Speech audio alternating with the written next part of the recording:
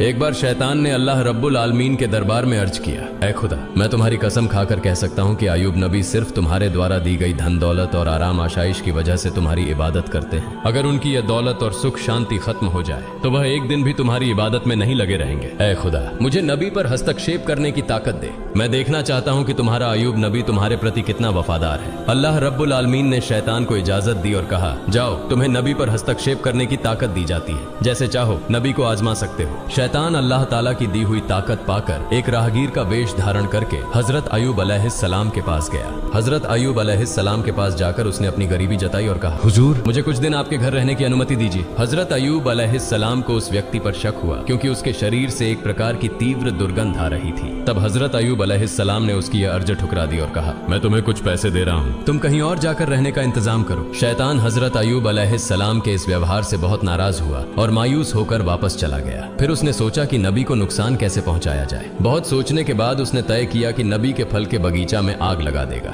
जैसा सोचा वैसा किया। एक दिन शैतान ने नबी के फल के बगीचा में जाकर आग लगा दी। शैतान द्वारा लगाई गई आग में कई फल के बगीचा जलकर राख हो गए। बगीचा के कर्मचारी दौड़कर नबी के पास यह खबर देने पहुंचे। उनसे यह समाचार सुनकर हजरत अयूब अलैहिस्सलाम ने कहा, अल्हम्दुलिल्लाह, अल्लाह का दिया हुआ माल अल्लाह ने वापस ले लिया, इसमें मेरे चिंतित होने की कोई वजह नहीं है। शैतान ने जब देखा कि हजरत अयूब अलैहिस्सलाम फल के बगीचा नष्ट होने के बाद भी जरा सा भी विचलित नहीं हुए तो उसके दिल में जलन बढ़ गई। फिर उसने दोबारा सोचना शुरू किया कि नबी को और किस तरह से नुकसान पहुंचाया जाए। अगले दिन शैतान नबी के अस्तबल में गया और वहां आग लगा दी। आग तूफान की तरह फैल गई, जिससे सारे जानवर जलकर मर गए और कुछ गडेरिये भी आग में झुलसकर मर गए। बाकी गडेरिये यह खबर तुरंत नबी के पास लेकर पहुंचे। यह खबर सुनकर हजरत अयूब अलैहिस्सलाम ने नमाज की नियत की और कहा, अल्लाह का दिया हुआ माल अल्लाह ने वापस ले लिया, इसमें मुझे विचलित होने की कोई जरूरत नहीं है। शैतान ने जब देखा कि इतनी बड़ी घटना के बाद भी नबी जरा भी परेशान नहीं हुए तो उसके दिल में और ज्यादा जलन पैदा हुई। अब उसने नबी को और बड़ा नुकसान पहुंचाने का इरादा किया।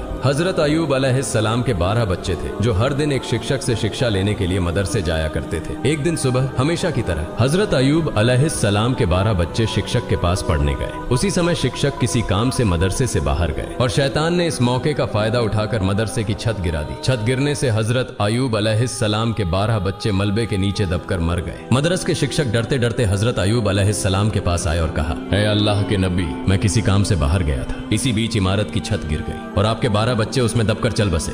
यह सुनकर हजरत अयूब अलैहिस्सलाम ने कहा, सुभान अल्लाह, अल्हम्दुलिल्लाह, ला इलाहा इल्लल्लाह, अल्लाहु अकबर, अल्लाह का दिया हुआ माल अल्लाह ने वापस ले लिया, इसमें मुझे विचलित होने की कोई जरूरत नहीं है। शैतान ने जब देखा कि बच्चों की मौत के बाद भी हजरत अयूब अलैहिस्सलाम की ईमानदारी और अल्लाह पर विश्वास में कोई कमी नहीं आई तो वह जल भुनकर राख हो गया। अब वह और बड़ी हानि पहुंचाने की सोचने लगा। इसी दौरान हजरत अयूब अलैहिस्सलाम के दुश्मन नबी की इस कठिन परीक्षा को देखकर बेहद खुश हो रहे थे। नबी के नौकर चाकर और कर्मचारी नबी की इस दयनीय स्थिति को देखकर जहां जहां मौका मिला चले गए। नबी का घर, बागान, अस्तबल सब कुछ खाली और सुनसान हो गया। इस मौके का फायदा उठाकर दुश्मनों ने नबी की संपत्ति लूटना शुरू कर दिया। उन्होंने टूटे फूटे घर की सारी चीजें अपने कब्जे में ले ली। बागान में बचा हुआ फल और फसल लूटने के लिए उनके बीच झगड़े शुरू हो गए। सिर्फ एक हफ्ते के भीतर हजरत अयूब अलैहिस्सलाम की सारी आराम आशाइश, संतानें और संपत्ति खत्म हो गई। हजरत अयूब अलैहिस्सलाम की 4 पत्नियां थीं। उनमें से 3 झगड़कर और बहस करके नबी को छोड़कर चली गईं। सिर्फ हजरत रहीमा अलैहिस्सलाम उनके साथ रही। वह नबी को छोड़कर जाने वाली नहीं थी। वह हर समय नबी के साथ खड़ी रही। देश के लोग नबी के नबूवत के दावे का मजाक उड़ाने और ताने देने लगे। कुछ ने कहा, अगर अयूब सच में अल्लाह के नबी होते तो उन पर ऐसा गजब क्यों आता? वह नबी नहीं है। उनकी झूठी नबूवत के दावे के कारण अल्लाह का गजब उन पर उतरा है। इधर नबी के अनुयायियों के बीच भी दरार पड़ने लगी। उनकी यह स्थिति देखकर शैतान भी पूरी तरह संतुष्ट नहीं हो सका, क्योंकि सब कुछ खत्म हो जाने के बावजूद हजरत अयूब अलैहिस्सलाम में कोई बदलाव नहीं आया। वह अपने इबादत खाने में पहले की तरह पूरी तल्लीनता से इबादत कर रहे थे, जैसे उन्हें अपने आसपास हुई तबाही की कोई खबर ही ना हो। न उनके चेहरे पर मायूसी थी, न अफसोस का कोई निशान। नबी के इबादत खाने के पास से गुजरने वाले लोग उन्हें ताने देते हुए कहने लगे, ए अयूब, तुम नबूवत का दावा करके बर्बाद हो गए। तुम्हारे लिए नबूवत का दावा छोड़ देना ज्यादा बेहतर होता। हम न नबी हैं, न गजब का शिकार हुए हैं। लोग और भी कई तरह की ताने और अपमानजनक बातें नबी के खिलाफ कहते रहे, लेकिन हजरत अयूब अलैहिस्सलाम ने इन बातों पर कोई ध्यान नहीं दिया। उन्होंने लोगों के साथ मेलजोल पूरी तरह से खत्म कर दिया और इबादत में डूबे रहे। यह सब देखकर शैतान और ज्यादा बेचैन हो गया। वह और साजिशें रचने के बारे में सोचने लगा। शैतान यह सोचने लगा कि नबी को और अधिक गंभीर नुकसान कैसे पहुंचाया जा सकता है। बहुत सोचने के बाद उसने एक साजिश रची। अपनी योजना के अनुसार वह नबी से मिलने की इच्छा जताकर उनके पास पहुंचा। नबी से मिलते हुए उसने कहा, हुजूर, मैं आपका एक भक्त हूँ, मुझे आपसे कुछ अर्ज करनी है। इस बहाने वह नबी से बात करता रहा और फिर अपना मुंह उनके कान के पास ले जाकर दोनों कानों में फूंक मारकर वहां से चला गया। अगले दिन नबी के शरीर पर फफोलों जैसे फोड़े निकल आए। उनका शरीर दर्द से भर गया और वे बहुत बीमार हो गए। उनकी इबादत में थोड़ी रुकावट आने लगी। हजरत रहीमा अलैहिस्सलाम ने उनकी देखभाल शुरू कर दी। धीरे धीरे वे फोड़े बड़े होकर घाव बन गए। लंबे समय तक इसी स्थिति में रहने के बाद नबी के शरीर में कीड़े पैदा हो गए। कुछ दिनों के बाद इन कीड़ों की संख्या बढ़ने लगी। ये कीड़े नबी के शरीर का मांस और खून खाने लगे। दूसरी ओर हजरत रहीमा के पास जमा किया हुआ सारा पैसा और सामान खत्म हो गया। खाने पीने की गंभीर समस्या पैदा हो गई। कुछ दिनों तक नबी और उनकी पत्नी ने केवल पानी पीकर गुजारा किया, लेकिन आखिरकार हजरत रहीमा के लिए यह सहन करना मुश्किल हो गया। हजरत रहीमा अलैहिस्सलाम नबी के पास आकर अर्ज करने लगी, ए अल्लाह के नबी, अब हमारे पास कुछ भी नहीं बचा है, इसलिए गांव जाकर लोगों के घरों में काम करके रोजी कमाने के अलावा हमारे पास और कोई चारा नहीं है। अगर आप मुझे इजाजत दें तो मैं गांव में जाकर लोगों के घरों में काम करके हलाल रोजी कमा सकती हूं और उससे हमारे खाने का इंतजाम हो जाएगा। हजरत अयूब अलैहिस्सलाम अपनी पत्नी रहीमा की बात सुनकर बहुत देर तक रोते रहे। फिर उन्होंने कहा, रहीमा, मेरा इरादा तुम्हें तकलीफ देने का कभी नहीं था, लेकिन मैं बहुत बीमार हूँ और मजबूरी में तुम्हें इजाजत दे रहा हूँ। तुम जाओ और लोगों के घरों में काम करो ताकि कुछ हलाल रोजी कमा सके। नबी की इजाजत पाकर हजरत रहीमा ने गांव में लोगों के घरों में काम करना शुरू कर दिया। दूसरी ओर गांव वाले जब हजरत अयूब अलैहिस्सलाम के शरीर की स्थिति देखते तो बहुत भयभीत हो जाते। उनके शरीर से उठने वाली दुर्गंध से लोग घृणा महसूस करने लगते और उनके शरीर में सिहरन सी होने लगती। इसके अलावा नबी के शरीर से उठने वाली सड़ी मांस की गंध से लोग परेशान हो गए। एक दिन गांव वाले हजरत अयूब अलैहिस्सलाम के पास आए और बोले, ए अयूब, तुम तुरंत हमारा गांव छोड़कर कहीं और चले जाओ। अगर ऐसा नहीं किया तो हम तुम्हें यहाँ से जबरदस्ती निकाल देंगे। उस समय हजरत अयूब अलैहिस्सलाम के साथ केवल 3 लोग थे, उनकी पत्नी हजरत रहीमा अलैहिस्सलाम और उनके 2 शागिर्द। ये दोनों शागिर्द हमेशा नबी की देखभाल और सेवा में लगे रहते थे। गांव वालों के लगातार दबाव के कारण शागिर्दों ने हजरत अयूब अलैहिस्सलाम को दूसरे गांव ले जाने का फैसला किया।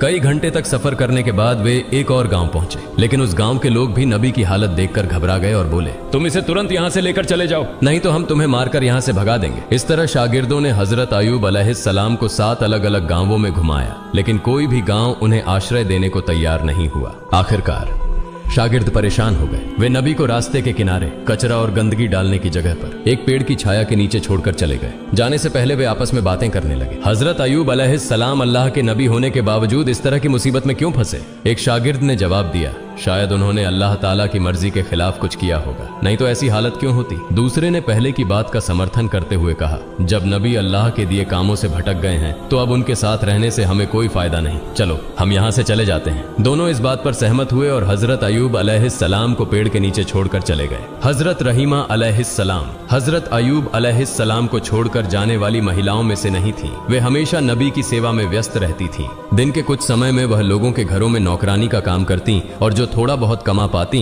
उससे अपने पति के लिए दवा और भोजन का इंतजाम करती थी। इस तरह समय बीतता रहा। हजरत अयूब अलैहिस्सलाम के शरीर से कभी कुछ कीड़े मर जाते तो कभी नए कीड़े पैदा हो जाते। उनके शरीर पर कीड़ों की संख्या लगातार बढ़ती ही जा रही थी। उनके शरीर पर अब केवल हड्डियां और थोड़ा सा मांस ही बचा था। एक दिन उनके शरीर से कुछ कीड़े गिरकर जमीन पर आ गए। तब हजरत अयूब अलैहिस्सलाम ने अपनी पत्नी रहीमा अलैहिस्सलाम को बुलाकर कहा, रहीमा, इंसान मिट्टी से बना है और मरने के बाद उसका शरीर फिर मिट्टी में बदल जाता है। अगर मेरे शरीर का मांस और खून अल्लाह के इन कीड़ों की भूख मिटाने में काम आ रहा है तो इसमें कोई आपत्ति नहीं होनी चाहिए। कम से कम इससे इन्हें भोजन मिल रहा है। जो कीड़े मेरे शरीर से गिरे हैं उन्हें वापस उठाकर मेरे शरीर पर रख दो ताकि उन्हें अपना भोजन पूरा मिल सके। हजरत रहीमा अलैहिस्सलाम ने अपने पति के आदेश का पालन किया और गिरे हुए कीड़ों को उठाकर फिर से उनके शरीर पर लगा दिया। एक दिन हजरत रहीमा अलैहिस्सलाम गांव गईं, लेकिन उन्हें कोई काम नहीं मिला। इस वजह से वे बहुत चिंतित हो गईं। उनके मन में बार बार यह सवाल उठ रहा था कि आज वे अपने पति को खाना कैसे खिलाएंगी। उन्होंने पूरे गांव में काम ढूंढने के लिए बहुत कोशिश की, लेकिन कहीं भी उन्हें काम नहीं मिला।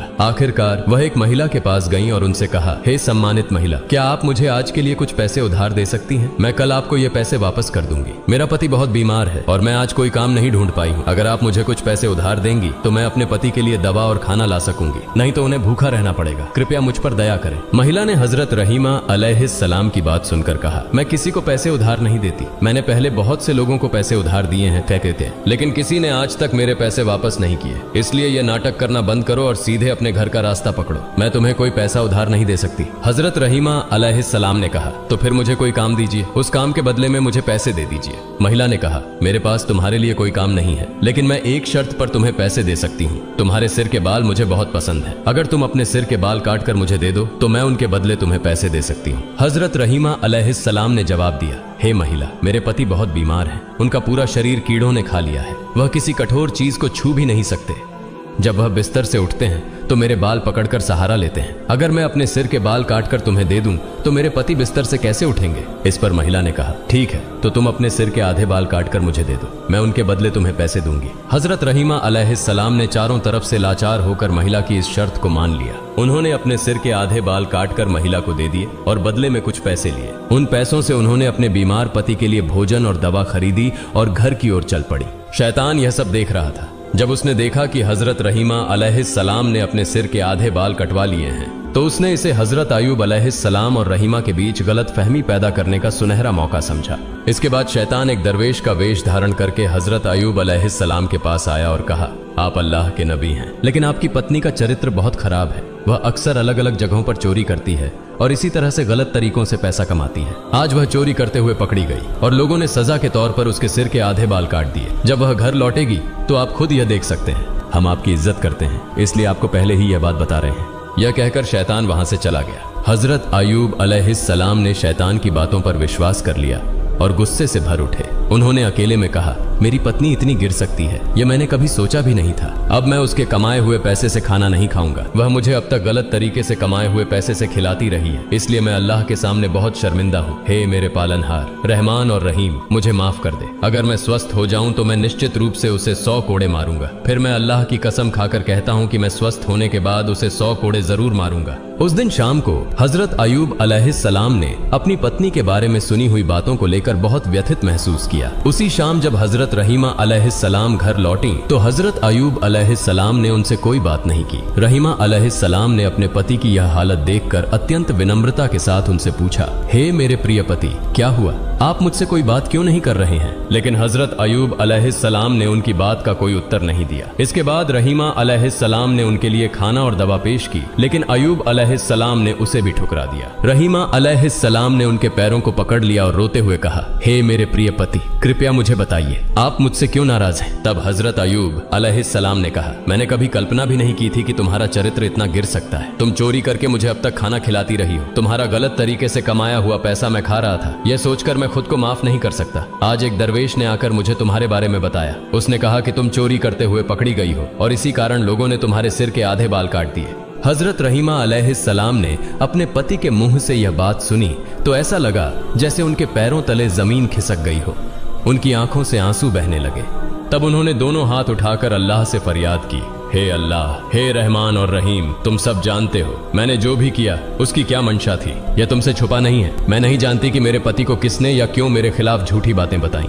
हे अल्लाह, तुम मेरे पति को सच्चाई से अवगत कराओ, रहमान और रहीम। मैं इसके लिए इंसानों के सामने नहीं गिड़गिड़ाऊंगी। तुम मेरे एकमात्र सहारे हो। तुम सबसे बड़े न्यायाधीश हो। इसलिए जिसने भी मेरे पति के मन में मेरे खिलाफ यह गलत फहमी पैदा की है उसका सही न्याय तुम करो। हजरत रहीमा अलैहिस्सलाम की इस फरियाद को सुनकर अल्लाह का अर्श कांप उठा। तभी अल्लाह रब्बुल आलमीन ने हजरत जिब्राइल अलैहिस्सलाम को हजरत अय्यूब अलैहिस्सलाम के पास भेज दिया। हजरत जिब्राइल अलैहिस्सलाम ने हजरत अय्यूब अलैहिस्सलाम के पास आकर कहा, हे अल्लाह के नबी, आपकी पत्नी अत्यंत नेक और ईमानदार हैं। शैतान ने एक दरवेश का रूप धरकर आपको भ्रमित किया और आपकी पत्नी के बारे में झूठी बातें बताईं। वास्तव में आपकी पत्नी निर्दोष है। इसलिए आप अपनी पत्नी के द्वारा पेश किया गया खाना खाएं और उनके प्रति खुश और राजी हो जाएं। हजरत जिब्राइल अलैहिस्सलाम की बातें सुनकर हजरत अय्यूब अलैहिस्सलाम ने अपनी पत्नी रहीमा अलैहिस्सलाम को बुलाकर कहा, रहीमा, मुझे माफ कर दो। शैतान ने तुम्हारे बारे में मुझे झूठी बातें बताई जिनसे मैं भ्रमित हो गया। मैं इसे समझ नहीं पाया और तुम मुझसे नाराज मत होना, क्योंकि मैंने जो कुछ कहा वह अनजाने में कहा। अब मैं कभी भी तुम पर गुस्सा नहीं करूंगा।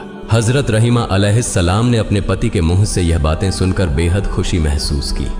उन्होंने फिर से पूरी लगन और उत्साह के साथ अपने पति की सेवा शुरू कर दी। रहीमा अलैहिस्सलाम हर दिन मेहनत करके कुछ धन अर्जित करती और उससे अपने पति की जीविका और उपचार का प्रबंध करती। जब शैतान ने देखा कि हजरत अय्यूब अलैहिस्सलाम को रहीमा अलैहिस्सलाम के खिलाफ भड़काने की उसकी योजना विफल हो गई है, तो उसने एक बूढ़े व्यक्ति का रूप धारण किया। एक दिन शैतान बूढ़े व्यक्ति के रूप में हजरत रहीमा अलैहिस्सलाम से रास्ते में मिला और उनसे पूछा, माँ, तुम्हारी यह हालत क्यों हो गई है? तुम इतनी परेशान और थकी हुई क्यों लग रही हो? हजरत रहीमा अलैहिस्सलाम ने उत्तर दिया, मेरे पति बहुत बीमार हैं। उनके शरीर पर घाव हो गए हैं जिनमें कीड़े पड़ गए हैं। उनके शरीर का रक्त और मांस कीड़े खा रहे हैं। यही सोच सोचकर मैं दिन रात बहुत चिंतित रहती हूँ। यह सुनकर बूढ़े ने कहा, मैं तुम्हारे पति के घाव और इस बीमारी का एक अचूक इलाज जानता हूँ। अगर तुम इसे अपने पति को बिना बताए इस्तेमाल कर लो तो वह एक ही दिन में इस बीमारी से छुटकारा पा लेंगे। रहीमा अलैहिस्सलाम ने कहा, हुजूर, दया करके मुझे उस दवा का नाम बता दीजिए, मैं इसे आजमाने की कोशिश करूंगी। तब बूढ़े ने कहा, अगर तुम इस दवा के बारे में अपने पति को पहले से बता दोगी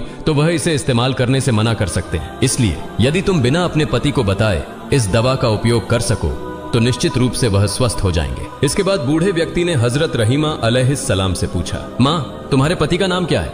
हजरत रहीमा अलैहिस्सलाम ने उत्तर दिया, मेरे पति का नाम हजरत अय्यूब अलैहिस्सलाम है। वह अल्लाह के एक नबी हैं। जीवन के आरंभिक समय में वह बहुत संपन्न थे, लेकिन बाद में अल्लाह रब्बुल आलमीन ने उन्हें विभिन्न आजमाइशों और मुश्किलों में डाला। अब वह एक गंभीर बीमारी से ग्रस्त हैं। शैतान, जो बूढ़े व्यक्ति का रूप धारण किए हुए था, रहीमा अलैहिस्सलाम की बातें सुनकर बोला, जब उन्हें गांव के लोगों ने बाहर निकाल दिया था तो मैंने उन्हें एक बार देखा था। उनके लिए मेरे पास उपयुक्त दवा है। हजरत रहीमा अलैहिस्सलाम ने कहा, हुजूर, कृपया मुझे वह दवा दे दीजिए। बूढ़े व्यक्ति ने कहा, तुम यहीं थोड़ी देर प्रतीक्षा करो, मैं दवा लाकर अभी तुम्हें देता हूँ। यह कहकर बूढ़ा व्यक्ति वहां से चला गया। हजरत रहीमा अलैहिस्सलाम वहीं खड़ी उसकी प्रतीक्षा करने लगी। कुछ समय बाद बूढ़ा व्यक्ति एक बोतल में पानी जैसी दवा और मांस जैसा पदार्थ लेकर आया। उसने रहीमा अलैहिस्सलाम के हाथ में बोतल देते हुए कहा, यह दवा उनके शरीर पर लगाना और यह मांस जैसी दवा भूनकर उन्हें खिलाना। देखना, अगले दिन तक उनका आधा स्वास्थ्य लौट आएगा, और अगर अगले दिन भी इसी तरह इसका उपयोग किया गया तो वह 2 दिनों के भीतर पूरी तरह ठीक हो जाएंगे। इसके बाद बूढ़ा व्यक्ति लंबी लंबी बातें करने लगा। हजरत अय्यूब अलैहिस्सलाम अल्लाह के नबी हैं, हमारे प्रिय मार्गदर्शक। उनके प्रति हमारे दिल में गहरी मोहब्बत है। उनके लिए थोड़ा सा भी भला कर पाऊं तो खुद को धन्य समझूंगा। मैं उनका बहुत बड़ा भक्त हूं, लेकिन उनके दुश्मनों और विरोधियों की वजह से मैं उनका हालचाल नहीं ले पाया, लेकिन भविष्य में मैं खुद उनसे मिलने की कोशिश करूंगा। शैतान ने इस तरह की लंबी बातें कहकर हजरत रहीमा अलैहिस्सलाम का विश्वास जीत लिया और वहां से चला गया। हजरत रहीमा अलैहिस्सलाम वह दवा लेकर अपने नबी के पास पहुंची। पहले उसके बाद वह बहुत देर तक सोचती रही कि इस दवा का उपयोग करें या नहीं, लेकिन अंततः वह हजरत अय्यूब अलैहिस्सलाम को बिना बताए दवा का उपयोग करने का साहस नहीं कर सकी। इसलिए वह नबी के पास जाकर बोली, हे अल्लाह के नबी, आज एक वृद्ध व्यक्ति ने मुझे रास्ते में एक प्रकार की दवा दी है और उसने कहा कि यदि इस दवा का नियमित रूप से 2 दिन उपयोग किया जाए तो आप पूरी तरह से स्वस्थ हो जाएंगे। हजरत अय्यूब अलैहिस्सलाम ने हजरत रहीमा अलैहिस्सलाम की बात सुनकर कहा, हे रहीमा, क्या तुम सोचती हो कि मेरी यह बीमारी दवा से ठीक हो जाएगी? यह बीमारी तो अल्लाह ने मुझे दी है और वही मुझे ठीक करेगा, कोई दवा इसे ठीक नहीं कर सकती। हजरत रहीमा अलैहिस्सलाम ने कहा, जिसने यह दवा दी है वह एक मुसलमान है, वह आपका भक्त है और इसलिए मुझे उसकी दवा पर कोई संदेह नहीं है। अब यह सब आपके इरादे पर निर्भर है। हजरत अय्यूब अलैहिस्सलाम ने कहा, तुम फिलहाल यह दवा छोड़ दो, जब तक अल्लाह ताला से इस बारे में कोई खबर ना आए मैं इस दवा का उपयोग नहीं कर सकता। हजरत रहीमा अलैहिस्सलाम ने नबी के आदेश का पालन किया और दवा नबी के बिस्तर के पास रख दी। अगले दिन सुबह हजरत अय्यूब अलैहिस्सलाम ने हजरत रहीमा अलैहिस्सलाम को बुलाया और कहा, रहीमा, जब से मैं बीमार हुआ हूँ मैं हर रात अल्लाह रब्बुल आलमीन के ताजल्ली को देखता था और उससे अत्यधिक संतोष प्राप्त करता था, लेकिन कल रात मैं वह ताजल्ली देखने में सक्षम नहीं हो पाया, परंतु इसका कारण क्या था मैं समझ नहीं पा रहा हूँ। हजरत रहीमा अलैहिस्सलाम ने कहा, हे मेरे प्रिय पति, आप अल्लाह के नबी हैं, इसके लिए शायद आपके पास इसका उचित कारण हो। मैं एक सामान्य बंदा हूँ, मैं कैसे जान सकती हूँ इसका कारण क्या है? इसके बाद हजरत अय्यूब अलैहिस्सलाम बहुत परेशान हो गए और चिंतित हो गए। इस तरह 3 दिन बीत गए, वह अल्लाह रब्बुल आलमीन की ताजल्ली को नहीं देख पाए। अंत में वह दोनों हाथ उठाकर अल्लाह के दरबार में रोते हुए दुआ करने लगे, हे अल्लाह रब्बुल आलमीन, मुझे नहीं पता कि किस गलती के कारण मैं आपकी ताजल्ली देखने में सक्षम नहीं हो पा रहा हूँ। अगर मुझसे कोई गलती हुई है तो कृपया मेरी गलतियों को माफ कर दें और मुझे अपनी ताजल्ली से वंचित न करें। हजरत अय्यूब अलैहिस्सलाम की यह दुआ सुनकर हजरत जिब्राइल अलैहिस्सलाम ने आकर उन्हें बताया हे अल्लाह के नबी, आपके बिस्तर के पास शराब की बोतल और सूअर का मांस रखा है। इन हराम चीजों को आपके बिस्तर के पास रखकर आप अल्लाह ताला की ताजल्ली की आशा कैसे कर सकते हैं? यदि आप फिर से अल्लाह ताला की ताजल्ली प्राप्त करना चाहते हैं तो आपको तुरंत इन चीजों को अपने बिस्तर के पास से हटा देना चाहिए। गहरी रात में हजरत अय्यूब अलैहिस्सलाम ने हजरत रहीमा अलैहिस्सलाम को बुलाकर कहा, रहीमा, मेरे बिस्तर के पास जो शराब और सूअर का मांस रखा है उसे देखो और तुरंत हटा दो। ये चीजें यहाँ होने के कारण ही मैं अल्लाह की ताजल्ली दर्शन में असफल हो रहा हूँ। हजरत रहीमा अलैहिस्सलाम नींद से जागकर चारों ओर अच्छी तरह से ढूंढने लगी, लेकिन उन्हें कहीं शराब और सूअर का मांस नहीं मिला। फिर हजरत अय्यूब अलैहिस्सलाम ने कहा, वह दवाइयाँ कहाँ हैं जो तुम लाई हो? हजरत रहीमा अलैहिस्सलाम ने कहा, वे यहाँ हैं, आपके बिस्तर के पास ही। नबी ने कहा, उन्हें यहाँ से हटा दो, मुझे लगता है कि यह शराब और सूअर का मांस है। नबी के आदेश के बाद हजरत रहीमा अलैहिस्सलाम ने उन दवाइयों को दूर हटा दिया। फिर हजरत अय्यूब अलैहिस्सलाम फिर से ध्यान मग्न हो गए। जब रात का समय समाप्त होने लगा तो हजरत अय्यूब अलैहिस्सलाम चिल्लाकर बोले, अब मैं अल्लाह की ताजल्ली दर्शन में सक्षम हो रहा हूँ। रहीमा, समझो, वह दवाइयाँ शराब और सूअर का मांस थी, और जब तक वे मेरे पास रहीं तब तक मैं 3 दिन तक अल्लाह की ताजल्ली दर्शन में असफल रहा। वह जिसने तुम्हें यह दवाइयाँ दी वह कोई इंसान नहीं था, वह इंसान का रूप धारण किया हुआ शैतान था। उसने इन दवाइयों से हमें भ्रमित करने की कोशिश की थी, लेकिन अल्लाह रब्बुल आलमीन की असीम मेहरबानी से हम शैतान के धोखे से बच पाए हैं। हजरत अय्यूब अलैहिस्सलाम इस प्रकार 18 साल तक भयंकर बीमारी, शोक और दुखों का सामना कर रहे थे। अंत में जब कीड़े उनकी आंखों और जीभ पर हमला करने लगे तो वह रोते हुए अल्लाह के दरबार में दुआ करने लगे, हे खुदा, मेरी आंखों से मैं अपनी पत्नी को देखता हूँ और सूरज देखकर नमाज का समय निर्धारित करता हूँ, और अपनी जीभ से तेरा जिक्र करता हूँ। इसलिए अगर ये दोनों चीजें कीड़े खा लें और नष्ट हो जाएं तो मेरे लिए तेरी इबादत करना बहुत मुश्किल हो जाएगा। इस दुआ के बाद अल्लाह ताला ने अपने नबी को सूचित किया, मैं जल्द ही आपको रोग मुक्त कर दूंगा और आपकी पत्नी को पुरस्कृत करूंगा। किसी एक दिन सुबह हजरत रहीमा अलैहिस्सलाम काम पर चली गई। हजरत रहीमा अलैहिस्सलाम के काम पर जाने के बाद हजरत जिब्राइल अलैहिस्सलाम आए और हजरत अय्यूब अलैहिस्सलाम से कहा, हे अल्लाह के नबी, आप अपने पैरों से जमीन पर प्रहार करें। आपके पैरों के प्रहार से एक नहर बन जाएगी और आप उस नहर के पानी से स्नान करें और पेट भरकर वही पानी पिएं। थोड़ी देर में आप पूरी तरह से स्वस्थ हो जाएंगे। हजरत अय्यूब अलैहिस्सलाम ने हजरत जिब्राइल अलैहिस्सलाम के निर्देशों के अनुसार पैरों से जमीन पर प्रहार किया। फिर वहां से एक जलधारा का स्रोत उभरा और उस जलधारा का पानी हजरत अय्यूब अलैहिस्सलाम के शरीर पर गिरने लगा। अल्लाह की मेहरबानी से जैसे ही वह पानी उनके शरीर पर पड़ा, उनके घाव ठीक होने लगे और नई त्वचा उगने लगी। इसके बाद नबी ने उस जलधारा के पानी से अच्छे से स्नान किया और तुरंत ही हजरत अय्यूब अलैहिस्सलाम के पूरे शरीर पर नई त्वचा उग आई और उन घाव इस प्रकार नष्ट हो गए जैसे कि उनके शरीर पर कभी कोई घाव या रोग था ही नहीं। जलधारा के पानी से स्नान करने के बाद उनका शरीर पहले से कहीं अधिक चमकदार और सुंदर हो गया। उनका चेहरा चांद की तरह चमकने लगा।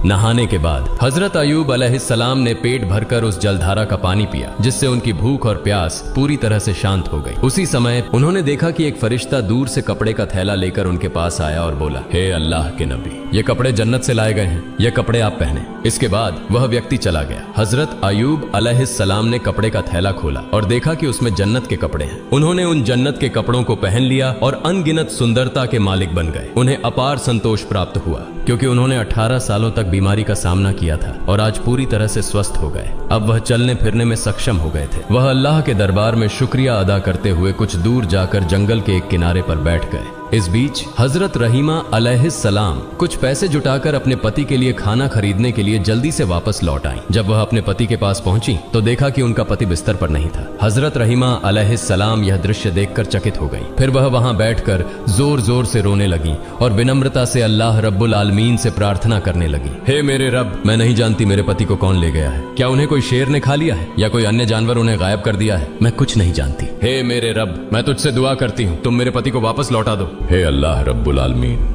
आप करुणा के सागर हैं। आपसे जो कुछ भी हो वह सब कुछ कर सकते हैं। मैं अपने पति के बिना नहीं रह सकती। हजरत रहीमा अलैहिस्सलाम इस तरह कई घंटों तक अल्लाह रब्बुल आलमीन के दरबार में प्रार्थना करती रही। फिर उठकर इधर उधर दौड़ते हुए हजरत अय्यूब अलैहिस्सलाम का पता करने लगी। वह देख रही थी कि कहीं हजरत अय्यूब अलैहिस्सलाम का कोई निशान मिल सके, लेकिन काफी समय तक दौड़ने के बाद भी उन्हें हजरत अय्यूब अलैहिस्सलाम का कोई निशान नहीं मिला। उन्होंने दूर देखा कि एक व्यक्ति सुंदर कपड़े पहने हुए बैठे हैं। वह उस व्यक्ति के पास गई और पूछा, जनाब, यहाँ पेड़ के नीचे एक रोगी था, क्या आप उसके बारे में कुछ जानते हैं? हजरत अयूब अलैहिस्सलाम इतने समय तक दूर बैठकर हजरत रहीमा अलैहिस्सलाम की स्थिति का निरीक्षण कर रहे थे। तत्क्षण वह हजरत रहीमा अलैहिस्सलाम के सामने अपना परिचय नहीं दिए। उन्होंने हजरत रहीमा अलैहिस्सलाम से पूछा, रोगी तुम्हारे क्या हाल है? हजरत रहीमा अलैहिस्सलाम ने उत्तर दिया, वह मेरे प्रिय पति थे, वह अल्लाह के एक नबी थे, उनका नाम हजरत अयूब अलैहिस्सलाम था। वह 18 साल से बीमार थे और मैं ही उनकी देखभाल करती थी, लेकिन आज काम करने के बाद जब मैं वापस आई तो मैंने उन्हें नहीं पाया।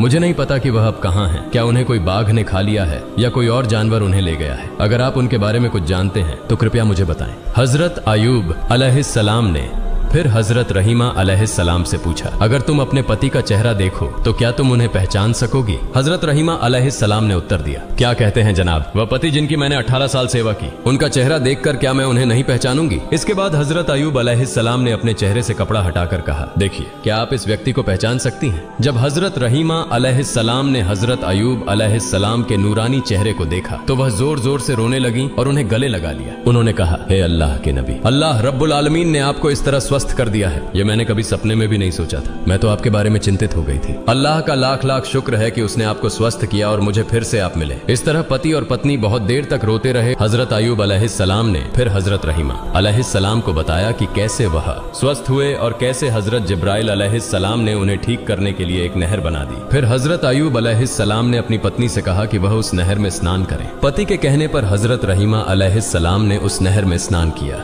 जैसे ही हजरत रहीमा अलैहिस्सलाम ने उस नहर में स्नान किया, उनका चेहरा भी चंद्रमा की तरह चमकने लगा। 18 वर्ष की युवती की तरह शरीर में रूप और सुंदरता वापस आ गई। इसके बाद हजरत अयूब अलैहिस्सलाम अपनी पत्नी को लेकर घर लौटने के लिए रास्ता तय करने लगे। जब वे अपने घर पहुंचे तो देखा कि उनका घर पहले की तरह सुरक्षित है। फिर वे अंदर गए और देखा कि उनके बच्चे खेल रहे थे। बच्चों ने उन्हें देखा और दौड़ते हुए उन्हें गले लगा लिया और पूछा, आप लोग कुछ दिनों से कहां थे? हजरत अयूब अलैहिस्सलाम ने कहा, हम अल्लाह ताला की दावत पर गए थे। फिर बच्चों ने जोर जोर से रोना शुरू कर दिया और कहा, आप हमें अकेला छोड़कर दावत में क्यों गए थे? हजरत अयूब अलैहिस्सलाम ने कहा, वह बाद में बताऊंगा। इसी दौरान खेत से फिर से कुछ सेवक आए और कहा, हे अल्लाह के नबी, आपके जानवर और बाग बगीचे जो नष्ट हो गए थे वे आज फिर से पहले जैसे हो गए हैं। हम नहीं जानते कि ये सब पहले जैसी हालत में कैसे वापस लौट आए। कुछ समय बाद कुछ और सेवक आए और कहा, हुजूर, आपका संपत्ति, बर्तन जो लोग लूट कर ले गए थे वह सब हम पूरी तरह से वापस ले आए हैं। सारे सामान इस महल के कुछ कमरों में रखे गए हैं। हजरत अयूब अलैहिस्सलाम के कुछ पुराने सेवक भी आए और उनके दोस्तों और विकास के बारे में समाचार लेकर आए, जिसे सुनकर नबी ने फिर से अल्लाह रब्बुल आलमीन की इबादत में लीन हो गए। इसी दौरान हजरत जिब्राइल अलैहिस्सलाम नबी के पास आए और कहा, हे अल्लाह के नबी, आपने बीबी रहीमा अलैहिस्सलाम के बाल काटने की घटना पर गुस्से में आकर कसम खाई थी कि आप उन्हें 100 कोड़े मारेंगे।